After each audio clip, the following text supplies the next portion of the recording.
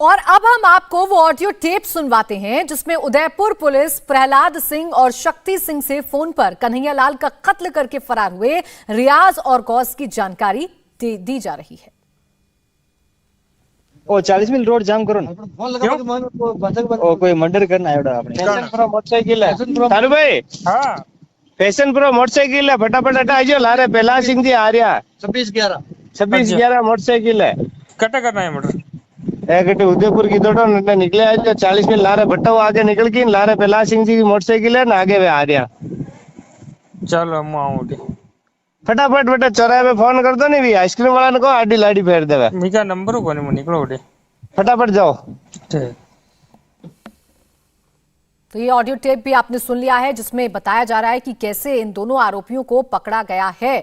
हालांकि इसमें पुलिस की जरूर यहां पर कहा जा रहा था कि पुलिस ने बहुत अच्छा काम किया है और out of the turn promotion भी तमाम पुलिसकर्मियों को दिया गया था, लेकिन अब वो दो शख्स भी सामने आए हैं जिनकी मदद से इन दोनों आरोपियों को पकड़ा गया। एक बार फिर से ऑडियो टेप सुनवाते हैं। ओ 40 मील रोड जाम करो ना। ओ कोई मर्डर करना है पैशन प्रो मोटरसाइकिल है तारू भाई। हाँ पैशन प्रो मोटरसाइकिल है फटाफट हटा आइयो लारे पहला सिंह जी आ रहा 2611 मोटरसाइकिल है कटा करना है मोटर एक उदयपुर की दौड़ो निकले आज 40 मील लारे भट्टा आगे निकल की लारे पहला सिंह जी की मोटरसाइकिल है ना आगे वे आ रहा। चलो हम आऊंगी फटाफट बेटा चौराहे पे फोन कर दो नहीं भी आइसक्रीम वाला ने को आडी लाडी। ओ 40 मील रोड जाम करो ना। ओ कोई मर्डर करना है पैशन प्रो मोटरसाइकिल है तारू भाई। हाँ पैशन प्रो मोटरसाइकिल है फटाफट हटा आइयो लारे पहला सिंह जी आ रहा 2611 मोटरसाइकिल है कटा करना है मोटर एक उदयपुर की दौड़ो निकले आज 40 मील लारे भट्टा आगे निकल की लारे पहला सिंह जी की मोटरसाइकिल है ना आगे वे आ रहा। चलो हम आऊंगी फटाफट बेटा चौराहे पे फोन कर दो नहीं भी आइसक्रीम वाला ने को आडी लाडी फेर देवे मीका नंबर को नहीं निकलो उठे फटाफट जाओ। ठीक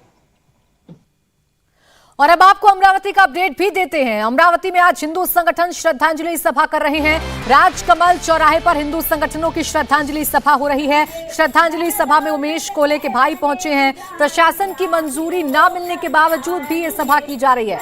श्रद्धांजलि सभा वाली जगह पर भारी सुरक्षा बल को तैनात किया गया है। तो अमरावती में जैसे उमेश कोले की हत्या हुई, निर्मम हत्या हुई, उसके बाद अब जगह जगह प्रदर्शन देखने को मिल रहे हैं। विरोध हो रहा है कि आखिर कैसे हत्या हो गई, सवाल खड़े किए जा रहे हैं। और अमरावती में ये आप तस्वीरें देख रहे हैं जहां पर ये श्रद्धांजलि सभा का आयोजन किया गया है। हालांकि प्रशासन से श्रद्धांजलि सभा की अनुमति नहीं मिली, लेकिन फिर भी लोगों ने श्रद्धांजलि सभा का आयोजन किया है जिसमें मृतक उमेश कोले के भाई भी पहुंचे हुए हैं। हालांकि माहौल ना बिगड़े, तनाव पैदा ना हो, किसी प्रकार की कोई अनहोनी ना हो जाए, इसी को देखते हुए भारी सुरक्षा बल को मौके पर तैनात किया गया है। लेकिन देखिए बड़ी संख्या में महिलाएं भी पहुंची हुई हैं इस श्रद्धांजलि सभा में शामिल होने के लिए।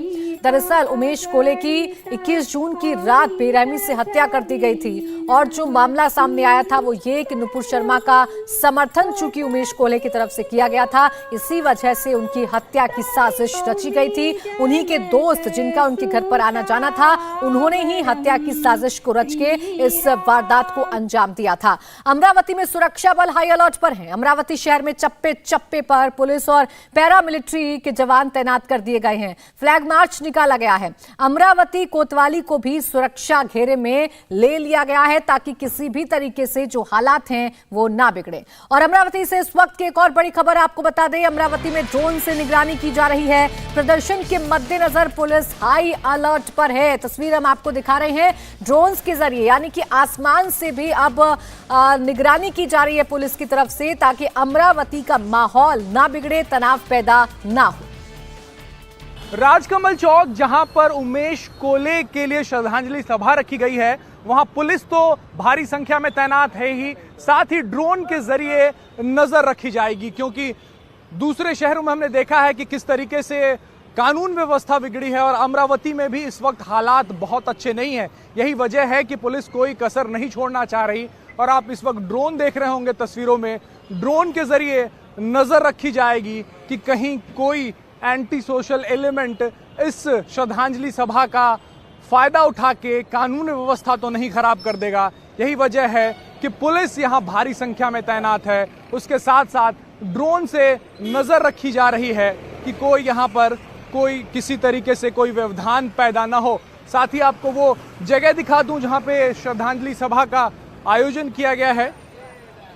यहीं पे भारतीय जनता पार्टी के साथ साथ हिंदू संगठनों के लोग इकट्ठा होने वाले हैं और श्रद्धांजलि सभा उमेश कोले के लिए यहाँ पे रखी गई है। 21 जून को बड़े ही निर्मम तरीके से हत्या कर दी गई थी उमेश कोले की, महज एक व्हाट्सएप पोस्ट शेयर करने के लिए, फॉरवर्ड करने के लिए उनकी हत्या कर दी गई थी। और इस वक्त पुलिस की भारी किरकिरी हुई है। पिछले कुछ दिनों में जिस तरीके से पुलिस ने जांच की है उस वजह से पुलिस की भारी किरकिरी हुई है, वजह छिपाई गई। आरोपियों को गिरफ्तार करने में 13 दिन से ज्यादा का वक्त लगा। यही वजह है कि पुलिस अब कोई कसर नहीं छोड़ना चाहती कि शहर में कोई कानून व्यवस्था बिगड़े और फिलहाल फ्लैग मार्च किया जा रहा है, ड्रोन से नजर रखा जा रहा है।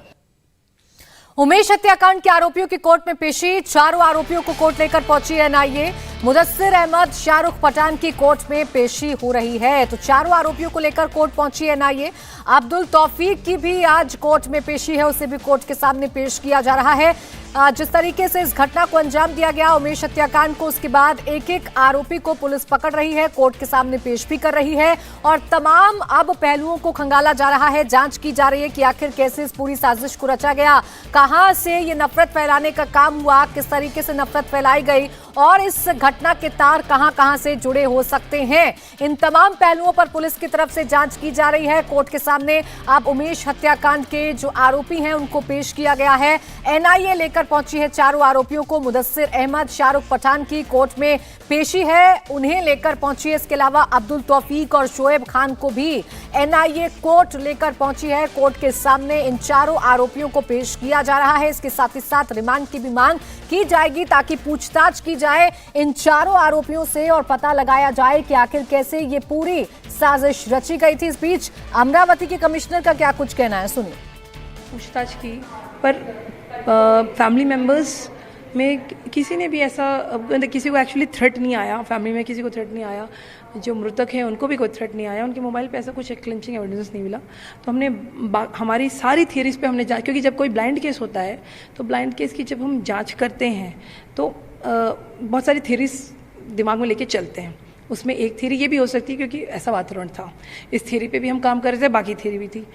जैसे जैसे इन्वेस्टिगेशन आगे प्रोग्रेस करता गया, बाकी थ्योरीज के एविडेंसेस हमें नहीं मिले। इस थ्योरी पे सबसे ज़्यादा स्ट्रॉन्ग एविडेंसेस मिले। हमने 2 आरोपी पकड़े, उसके बाद और 2 पकड़े, उसके बाद हमें पता चला कि एक मास्टरमाइंड है। हमने उस मास्टरमाइंड को पकड़ा और जब इतने संवेदनशील केस में जब तक हमें कंक्लिंचिंग एविडेंसेस नहीं मिलते तब तक हम बाहर कुछ भी नहीं बता सकते। ऑफिशियली हम कोई भी स्टेटमेंट देते इसमें प्रीमेच्योर, तो उससे पूरा देश का माहौल बिगड़ सकता था। इसलिए हम जब तक हमारे पास पूरे टोटल एविडेंसेस नहीं थे तब तक हमने कोई ऑफिशियल स्टेटमेंट नहीं दिया। इस पूरे मामले में आपके ऊपर आरोप भी लगे, कई पॉलिटिकल भी आरोप लगे कि पुलिस ने जानबूझकर इसे दबा के रखा, उस पर क्या कहेंगे? ये आरोप सिर्फ एक ही जगह से आ रहे हैं और सरप्राइजिंगली मैं आपको ये बताना चाहूँगी कि यहाँ जो बीजेपी के राज्यसभा एमपी हैं, वो जब अमरावती में आए उन्होंने मुझे फ़ोन किया, उन्होंने बोला कि मुझे आपसे मिलना है। वो आए मिलने, मैंने उनको सारी चीज़ें बताई। उन्होंने ऐसा कोई भी आरोप नहीं लगाया। इसके विपरीत जिन्होंने आरोप लगाया उन्होंने ना मुझसे ना हमारे किसी ऑफिसर से कोई जानकारी ली, और जो लेटर सामने आया उसमें लिखा है कि हमने चोरी और लूटपाट का एफआईआर किया। हमारे एफआईआर में ना तो हमने चोरी का ना लूटपाट का ऐसा कोई भी ऑफेंस रजिस्टर सेक्शन लगाया ही नहीं, तो चोरी और लूटपाट कहाँ से हो सकती है। उन्होंने ये भी कहा कि हमने 4 आरोपी अरेस्ट किए और इस मामले को दबा दिया। अगर हमें मामले को दबाना होता तो हम एक के बाद एक पूरा मामला क्यों सुलझाते और क्यों बताते। और जहाँ तक सप्रेस करने की बात मैं आपको बता चुकी हूँ कि हमारे लिए ब्लाइंड केस था और सेंसिटिव केस था। ब्लाइंड और सेंसिटिव केस में हम कोई भी ऑफिशियल स्टेटमेंट देने से पहले, जब तक हमारे पास पूरे एविडेंसेस नहीं तब तक हम कुछ भी नहीं बता सकते। टेरर एंगल भी बताया जा रहा है इसमें, उदयपुर की घटना से भी जोड़कर देखा जा रहा है इन सब चीज़ों को। देखिए अब ये तपास एनआईए के पास है, तो आगे एनआईए में इसमें तपास हाथ में लिया है। आपने यहाँ से कोई डॉक्यूमेंट एक्सचेंज हुए, कोई जानकारी? देखिए फॉर्मेलिटीज़, टेक्निकल फॉर्मेलिटीज़ करने में थोड़ा टाइम लगता है, तो अभी इन्वेस्टिगेशन हम ही कर रहे हैं। प्रॉब्ली शाम तक ये हम उनको हैंड ओवर करेंगे। ऐसा कहा जा रहा है कि अमरावती में कुल 10 लोगों को धमकियाँ मिली है इस तरह की, इस पर पुलिस का एक्शन? देखिए आपको भी मालूम है, जो भी बातें हो रही हैं, जो भी पोस्ट आ रहा है सोशल मीडिया पर है, अभी तक ऐसे सिर्फ 3 केसेस आए हैं हमारे सामने। हमने खुद ही पीस कमेटी मीटिंग्स और लोगों को बुला के उनसे बात की है। ये 3 केसेस के अलावा किसी ने भी ऐसी जानकारी हमें नहीं दी। इन 3 केस में भी हम खुद उनके पास गए, पर दो लोगों ने हमें मना कर दिया इन्फॉर्मेशन, मतलब कोई भी स्टेटमेंट देने से। फिर भी हम उसके ऊपर जांच कर रहे हैं, और एक केस में हमें रिटन में इन्फॉर्मेशन आई है, तो उसमें हमने ऑफेंस रजिस्टर किया है और अपनी तरफ से हम पूरी तरीके से इसकी जांच कर रहे हैं। इंडिया टीवी हर वक्त हर जगह डाउनलोड करने के लिए सर्च करें इंडिया टीवी न्यूज।